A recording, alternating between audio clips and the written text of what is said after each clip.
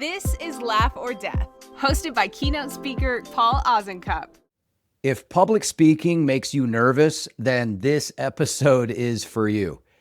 I've been asked quite a lot. Okay, first of all, it's a pet peeve of mine when people say, I'm often asked, blah, blah, blah, because usually it sounds ridiculous. Like if I started and said, I'm often asked, Paul, why is humor so beneficial to people for their emotional regulation? No, I'm not. I'm never asked that. No one talks like that.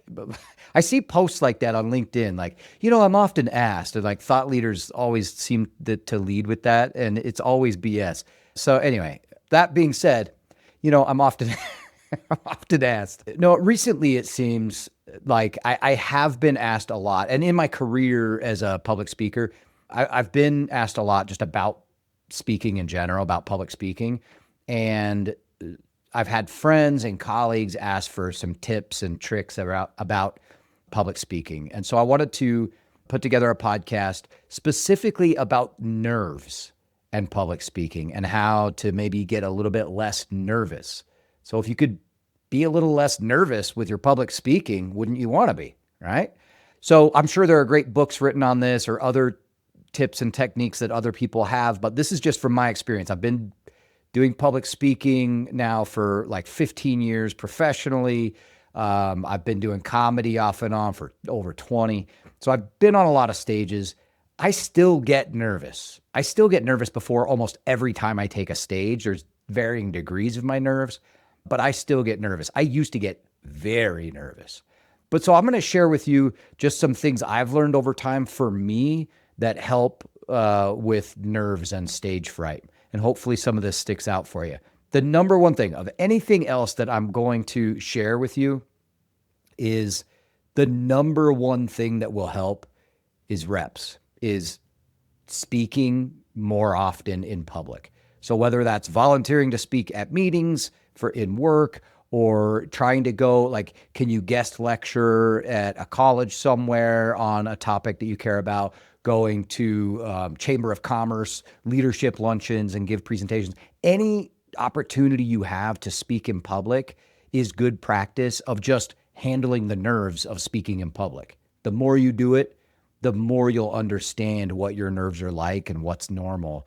So above anything else, I would say that is the number one thing. Do it more often, even if it scares you.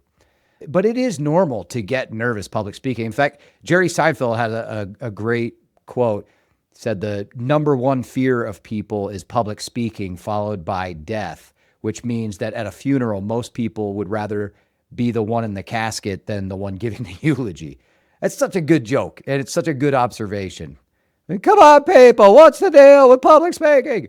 Yeah, Seinfeld's just so good. But it's true. Like, most of us would not want to have to get up and give the eulogy, right?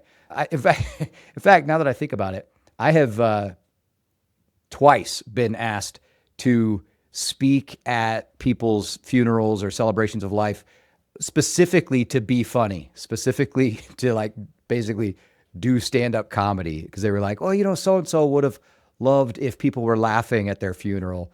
And I'm like, oh my gosh, no pressure. For me, I get the most nervous when there's people I know in the audience. I would rather give a talk to 10,000 people I don't know than 10 people that I do. A lot of people are opposite. They'd much rather speak to a small group of people they know than a large group of people they don't know. So we're all a little bit different. Okay, so these tips, I've broken them down into the before the speech things that might help with your nerves, and then at or during the speech things that might help with your nerves. And so the before the speech, I've broken it down into 3 P's to remember. The first is the purpose. Thinking about, as you're preparing your speech, like, what is the purpose of this speech?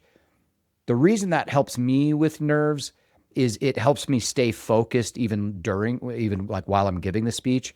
It also helps me prepare the right type of speech for the audience, but also not to freak out if the audience isn't doing what I think they should be doing, because they might be acting perfectly appropriate for the type of speech that it is.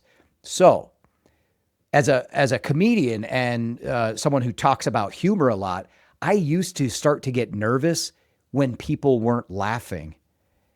And then realizing that, well, some of my talks are like, some of the moments are like inspirational or informative, or I might be teaching them something. So it's like, it's okay for me to go bits of time with no laughter when that's happening. That used to make me really nervous. But if you're giving a talk or a presentation and the purpose is to inform people, then there's no need to be nervous if they're looking down and typing or writing notes, and you're going, well, they're not looking at me and smiling, and nodding along. You don't have to worry about that. They're probably getting the information that you're teaching them. So I think having the idea of like, what is the purpose of this talk in mind is really helpful. Then the other thing that might help you prepare the talk is, I think, if you know the purpose, then making sure when you prepare the talk that the 3 or 5 main learning objectives, start with that as you prepare the talk. Like, here are the 3 to 5 things that no matter what happens, I want people to get out of this. And I know that if they loved it or they didn't like it or whatever, that I'm giving them something valuable, these 3 to 5 things, and I'm framing my entire presentation around those things. That to me just gives me a comfort level knowing that, hey, even if I didn't knock it out of the park, or even if I showed that I was nervous, I feel good that people are getting these things out of it that I put into it. It also helps me create a better presentation or talk if I have the learning objectives there. I'm going to make the boring version of the talk first. Here are the main bullet points that I know people need to get. Then I can pad around those things that might make me feel a little more comfortable. A success story about this thing that I'm talking about, or a personal story or anecdote or a joke. I'm going to pad around those things. And to me, those are my comfort. That's my comfort area of like, oh, I know this story about, I tell a story sometimes about when I took my niece when she was like 5 years old. I had to go get fitted for a friend's wedding, and I was single at the time. And my niece got in there, and I was taking myself all seriously, and we go in there, and the woman who was fitting me for this tux was beautiful. She's like my age. So I start talking to her about like, oh yeah, I'm finishing up my master's degree right now. I'm pretty much in charge of half of a campus, just like being all Mr. Cool Guy. And my niece looks up and goes, hey, Uncle Paul, remember when we were in the car and you farted? And I'm like, no, what? I'm like pushing her away. She's like, I don't know who this kid is. Anyway, so that's a personal story that I use as a metaphor of like, when we take ourselves too seriously, it always ends up bad. And that kids have a great way of not taking life too seriously and seeing through our BS.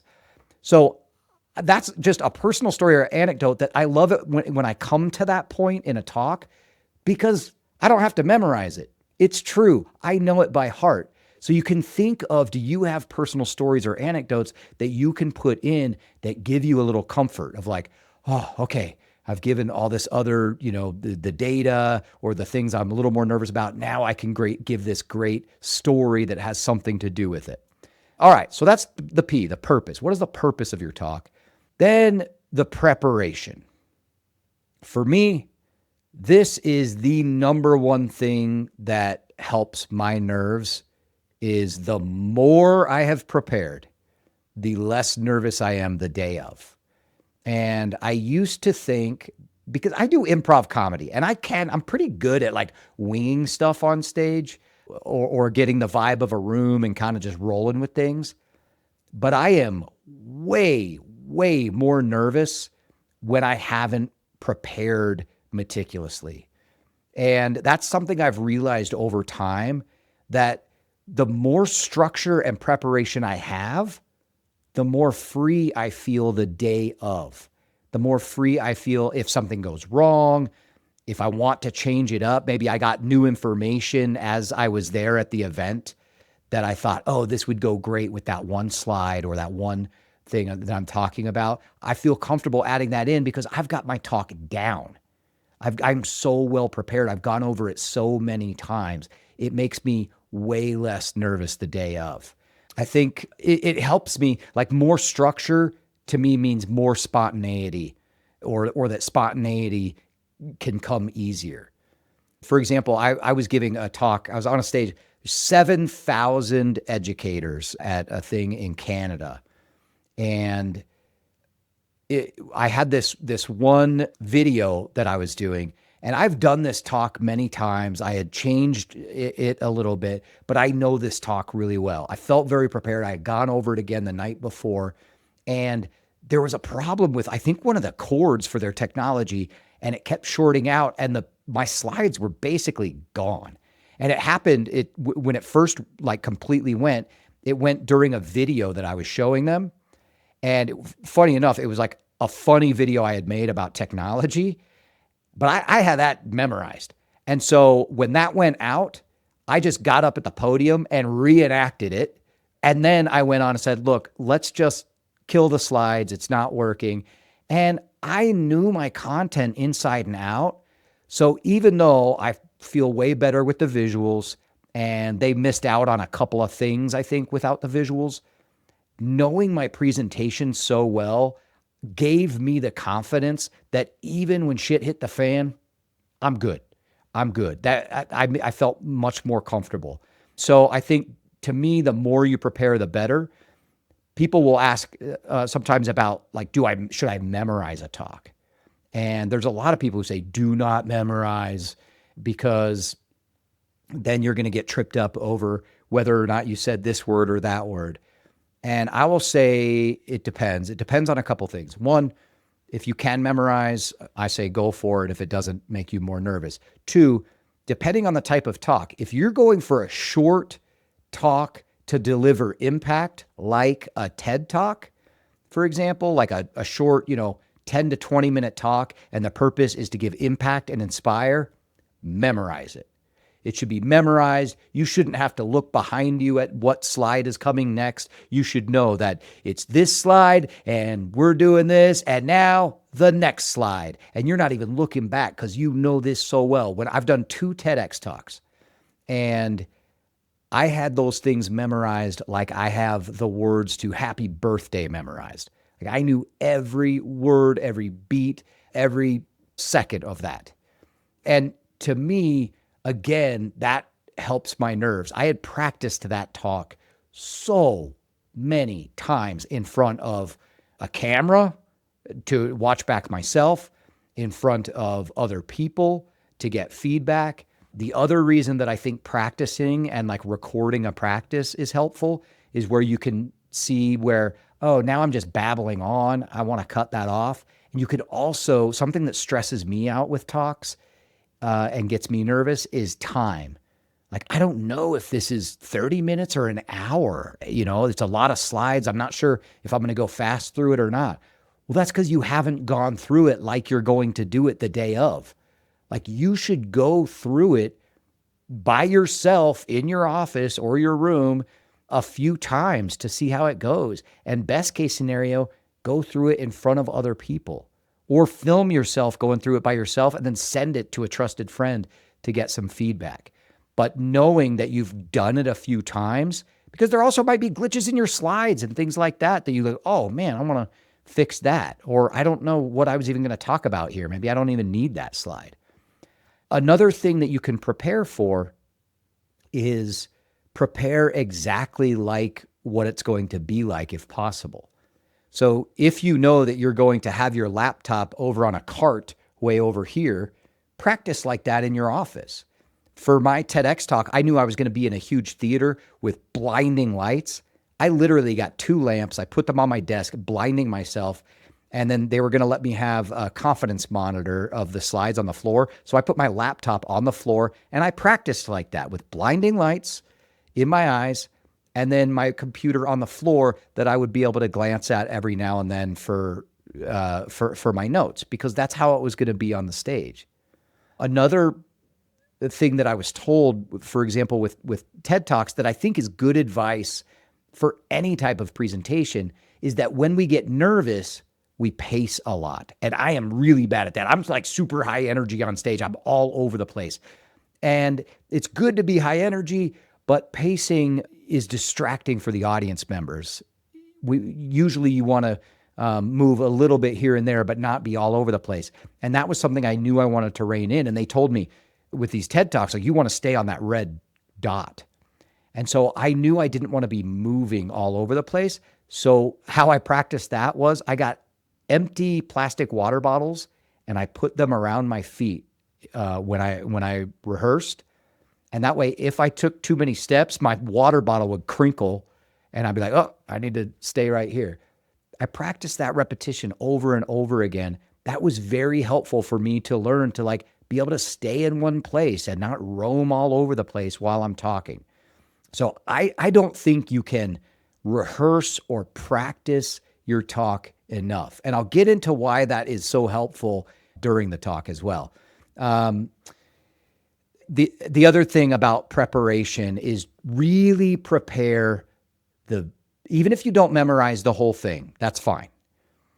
Particularly for a longer talk, like if you're doing like a 60-minute presentation, you're probably not going to memorize the entire thing. If there are really specific points you want to make that are really impactful, maybe you want to memorize those. But the biggest thing to have down pat that you should practice many times is the beginning and the end. So whatever you're going to say when you first come up on stage or in the room, that very beginning thing, practice that many times. If it's an attention getter, if you're doing some sort of a lecture in front of colleagues or something like that, and you've got some kind of an anecdote or statistic or story to grab their attention, practice going up. Do this for your family or your friends. Just practice walking up and saying, 1 in 10 people feel like a statistic, whatever it is, right? But practice that opening bit that you have many times. And then also practice how you're going to end. Are you ending on an inspirational story or nugget or fact? And practice that ending so that wherever you're at in your talk, you know that when it comes to that ending, boom, I am going to deliver that and do that really well. Okay, so we've got the 2 P's so far, the purpose and the preparation. Next, the 3rd P before the talk is just perspective. After I have meticulously prepared, I have gone over this thing so many times, I feel like I could do it forward and backwards. I have prepared like this is the most important talk I will ever give. Then I change my perspective to, this is not that important. I try to give myself perspective of like, what is this really? I have done some pretty big talks in my life. I've done, like I said, the 2 TEDx talks. I've done talks in front of huge, hundreds of Fortune 500 executives that I could then network with and get more business. I've done all of these things that at the time felt like this is life or death. Like if this talk goes well, this could change my life. I've done comedy shows that I thought, wow, if this goes well, I could be headlining. And we put all this pressure on ourselves. And I will say, having done some really great shows and some really great talks, and then also some not so great of both, I've found that it is never as good or bad and never as important or non-important as we think. Like it's usually somewhere in the middle, but typically any presentation or talk we give is not going to be that big of a deal in the grand scheme of our lives. And to me, that perspective is really important. After I've prepared so much and I know I'm ready for it, then I try to get out of my head and go, it's just a talk. This is just these people's professional development that they're doing for this year, and just go have fun and do the best you can, because at this point, I've controlled everything I can control, which was the preparation. So now there's no point in stressing myself out over like how it goes, because it's going to go how it goes because I've put my best foot forward already. that perspective to me is really helpful. Like nobody's head is going to fall off while I'm doing this. If it does, hey, I'm prepared because I've prepared this talk so well, I could keep right on going while that person's head rolls around on the floor. But for the most part, nobody's going to die during your talk, not even you. I also think a lot about, even when I am getting nervous, I'm really anxious about a talk that's coming up. I think about how good I'll feel when it's done. Be like, you know what? This time tomorrow, I am going to feel so accomplished having done this. That is going to feel so good. So giving yourself some perspective, like no one's going to die. Also knowing that the people in the audience are rooting for you. People go to a presentation because they're excited to see a good presentation. They're all on your side. People go to a comedy show not because they don't want to laugh. They're on my side. They want me to do well. So looking at the audience, not as something you're fighting against, but like they're all rooting for me. They're on my side. All right, quick pause. I want to mention something I am stoked about. Let's be honest. Most guys aren't going to therapy until things in their relationship are already going not so great. And if you've ever felt like you're doing the best you can in your relationship, but like something is just missing, trust me, you're not alone. And most of us, we don't get taught this stuff. We're just told like, you got to communicate better, but no one ever shows us or tells us exactly how to do that. And that's why I am loving Caveman to Casanova. It's not a bunch of lectures and it's not therapy. It's just simple, practical tools that help you show up as the best version of yourself. So whether it's like you want to learn how to handle conflict a little bit better or say what you actually mean without somehow making things worse, which we've all been there, it helps you do those things. It just starts with a quick quiz, and then it tailors the program for you based on what you could do a little bit better and what you're already doing really well. So if you want to be more intentional in your relationship without having to make it like a whole thing, then check out Caveman to Casanova. Or if you want to give your man a little nudge, I've put a link in the show notes. Check it out. So you've got the 3 Ps for before the talk. Hopefully something in those 3 Ps, the purpose, preparation, perspective, helps you as you prepare feel a little bit less nervous. Now, during the talk or the day of or moments before, there are some things for me that help.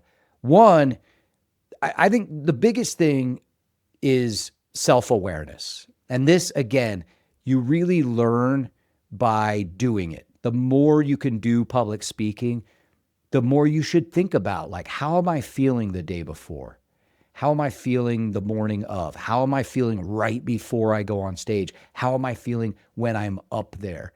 And knowing that those are all normal things, but it is important to reflect on how it feels, like what's normal for you. Something that I've learned, for me, my nerves come in 2 ways. I always get absolutely freezing cold in whatever room I'm in. I am like near shivering, and I always have to pee.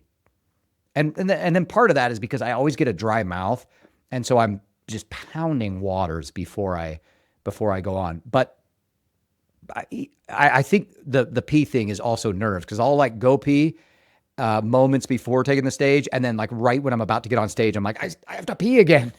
I don't know what that is, but there's a comfort for me now in knowing that that's my nerves. That's just what happens normally every time I'm about to go give a talk.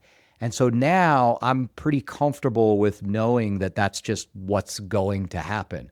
Now, pro tip, if you're like me and you have to pee a lot, if you've already been mic'd up and you've got like a lapel mic on or something like that, make sure that microphone is off before you go use the restroom so that the entire ballroom of people can't hear you talking to someone in the restroom or, God forbid, peeing in the restroom. So yeah, make sure that that microphone is off. I am very worried that someday will happen to me, but so far, knock on wood, that hasn't happened. But self-awareness, like what does your nervous look like? So, and then there might be some things you can do to then counteract that. Like I know I'm going to be cold, so I dress warm. So even if I'm presenting somewhere in the summer, I'm usually going to wear a long sleeve button up shirt and a blazer because hotel ballrooms, which is where I usually present, are freezing to me all the time. So I dress warm. That helps counteract that so that I'm not all shaky and totally freezing. And then maybe there's some things you can do to counteract, like do your hands shake? Like, do you get so nervous that if you're on stage and holding something that your hands are shaking? Well, can you prepare a way that you won't have to hold anything? So if you have an option of a type of a microphone and you know your hands are going to shake holding a microphone, this is my lint roller because I have a dog but if you know that your hands are going to shake, then see if you can get a lapel mic that you don't have to hold. Or is there a microphone stand? Or is there a podium you could stand behind? A podium's nice for people who are nervous because then you don't have to hold any notes or pieces of paper. They can sit right there in front of you and you don't have to hold a microphone. So those might be some things that you can think about, like, how do I mitigate those nerves that show up? Like, I always get shaky hands. Something I learned about myself over time, I used to think that I'd be less nervous, that I just need time to myself. Like, I don't want to talk to anybody beforehand. I just want to be by myself and be zoned in. Part of that reason, because I would be so nervous, part of that reason is because I wasn't very well prepared. And so I always wanted beforehand to be pacing back and forth, thinking about things that I don't want to forget. Oh, I don't want to forget this one thing. Oh yeah, what's going to come after this? And so I would always be thinking about that stuff. And I realized that, well, look, if I just prepare a little better and I feel very confident in the material that I'm going to deliver, then I'm much more relaxed the day of to not have to be by myself and in my own zone beforehand. In fact, it actually makes me a lot less nervous to talk to the people who I'm going to be presenting to, if possible. So like I presented a lot of conferences, and so I like now to get there early and chat with the attendees that are going to be there. And even moments before taking the stage, I'll sometimes talk with some people who are in the front couple of rows, because then those are my friendly faces for if I do get nervous. Or if I say something, I can look down and check in with those people I talk to. Or maybe I get something from one of them that is a good anecdote to add in later, or a good funny comment or something to add in later. Like, oh, well, Jessica told me, and get to go there. For whatever reason, it actually makes me way more comfortable now to chat with the people who I'm about to speak with beforehand. There's something about that human to human connection that makes me feel like, okay, which is weird because, again, like I still would rather speak to a bunch of people I don't know. But if there are people that I don't know that I've just met a little bit and made a relationship with, that's different than like presenting to like some of my best friends and family. For some reason, that still makes me way more nervous to be in front of people I know really well. I don't know why. But I have found that your pre-presentation or talk ritual goes a long way. So thinking about what is it that helps you. One thing that does help me is the morning of a talk, no or very little screen time. Like I don't watch the news. I don't scroll social media. I just get everything out of my head. If I can do some kind of a workout or something, great. I can't always. But then also I have a playlist, like a pre-talk playlist that's all like upbeat, fun, motivational songs that I listen to. But I also learned I don't like to get way too hyped up too early. So like if I'm not speaking till noon and I amp up all my energy all morning, I still want to have energy for when I take the stage. So I monitor that. I give myself a slow workup, but I do like to listen to music if I can beforehand, just to clear my mind, put myself in the right mood to be in front of people. So for you, it might be deep breaths, taking deep, calming breaths. For me, one or two of those, right before I take the stage, one good deep breath is helpful. If I'm backstage just doing lots of deep breathing, for some reason for me, that stresses me out more. I don't know what it is. But for some people, I've seen a lot of speakers that do that. If you have a mantra that you're going to say, whatever it is, like, I'll look forward to having done this, whatever, or I can do hard things. A mantra can be good. There's a lot of research, actually. I think there's a TED Talk on this about power poses, and that if you stand in a power pose, so maybe this is slightly before you go on, stand in a power pose, or go in the bathroom and stand in a power pose like, I am awesome. Those actually can really change our mindset to be more confident and relax us a little bit. I do that sometimes because I've a lot of times someone is introducing me, and so I have to stand there and listen to them like read my bio, which is always kind of embarrassing. And it also, for some reason, makes my nerves more. But while I'm standing there, I try to stand up straight. And this is another thing, put a smile on your face. Like, last thing you could think to before you get up for your presentation or your talk is to smile. Even if you're freaking out, but just put a smile on your face, because that releases hormones that relax you and reduce stress. Just even the shape of a smile, even if it's total BS. So while they're reading my bio, like, oh, Paul Ozenkub is blah, blah, blah, I stand there and I smile and I act like a person who's not nervous, right? Even when I am, I'm just like, I'm not nervous. This is great. But whatever it is that would put you at ease beforehand, thinking about doing those things, for me, like, so then you're going to get on stage and you're going to start your talk. And we've already talked about that preparation. You've prepared so well, particularly the beginning of it, that you are almost excited to deliver that first line or that first thing you're going to say, because you know exactly what you're going to say. That really helps me. I know exactly the very first thing. And think about starting whatever presentation you have with something that makes you comfortable. For me, it's a laugh. If I can get an audience to laugh, oh man, do I relax. Like, once they laugh, I feel like, oh, I've got them in the palm of my hands now. Now I can be serious. I can be heartfelt. I can make them laugh again. But now I feel like we've all just shared something. Oh my gosh, great. So if you can start with a laugh, if that makes you comfortable, great. If you're somebody who you don't, like, humor's not your thing, or that's not really pertinent to this presentation, then what would make you comfortable? Maybe you start off with a story about how you got into this work, or why this particular presentation is important to you. Something like that, a little bit about yourself. Something that makes you comfortable. The reason that a personal story might is because it's something you don't have to rehearse a lot. You know it really well. Or maybe it's a statistic or an anecdote that is really surprising, that like, oh, if I can just see the look in people's eyes when they hear this hook, maybe that's it. For some people, maybe it's talking to the crowd. Maybe you've got a poll or something like that, that if I can talk to somebody in the crowd and say, is there anybody here who does X, Y, and Z? Great. What's your name? Well, I'm going to use this as an example. And if you've got that set up early, for some people, talking to someone in the crowd when they're on stage really helps relax them and move forward. So try to think about padding that at the beginning to try to relax yourself and make yourself less nervous.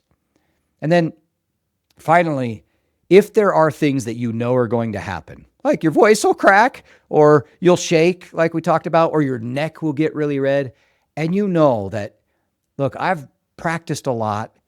I've been trying to get my reps in and speak in public more.